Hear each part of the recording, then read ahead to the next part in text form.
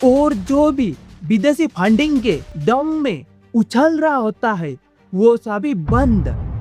अभी जो संसद में चर्चा चल रहा है जो कि है foreign contribution regulation act FCRA, और आपको लग रहा होगा कि ये सिर्फ इसी साल की बात है, लेकिन ऐसा नहीं है। इन 1976 सरकार इसी को लेकर एक पहला लॉ बनाती है टू कंट्रोल फॉरेन फंडिंग, और इसका उद्देश्य यही था कहीं विदेश से आने वाले पैसे की भारत के खिलाफ कोई गलत इस्तेमाल तो नहीं कर रहा। इसी बात को ध्यान में रखने के लिए ये लॉ बनाया गया।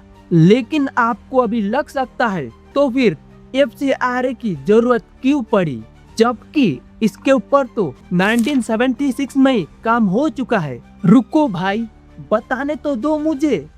उस समय जबकि नियम तो बनाए गए, लेकिन उस नियम को सख्ती से पालन नहीं किया गया, उस लॉ को स्ट्रिक्टली इम्प्लीमेंट नहीं किया गया। 2010 में जो पुराना लॉ 1976 को बनाया गया था उसे FCRA के नाम से बदल दिया जाता है, और इससे हमें ये बात समझ आती है कि ये FCRA कोई नई बात नहीं है, ये तो कब से चला आ रहा है।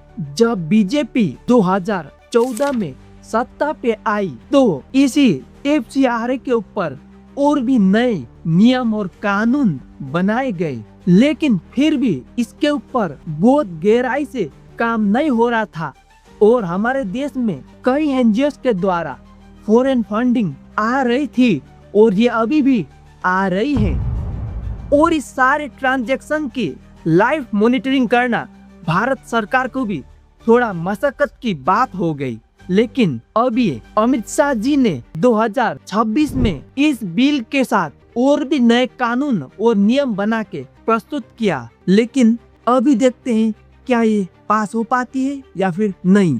और आपको पता है क्या, अगर किसी देश में आंदोलन और प्रोटेस्ट हो रहे हैं खास करके सरकार को लेकर, तो ये विदेशी फंडिंग कई तादाद में उस देश पर किया जाता है ताकि उस देश पर सत्ता परिवर्तन किया जा सके। हर एक विदेशी फंडिंग के ऊपर सरकार नजर रख पाएगी अगर ये बिल पास होता है तो। ये तो हमें इंतजार करके देखना पड़ेगा कि कब ये FCRA बिल पास होगी हमारे पार्लियामेंट में। लेकिन आप मुझे कमेंट में ये बताइए कि क्या सच में इस बिल को पास करने में भारत सरकार को पीछे नहीं हटना चाहिए, और आपको क्या लगता है इसके ऊपर अपनी राय जरूर लिखिए, जो कि है FCRA बिल।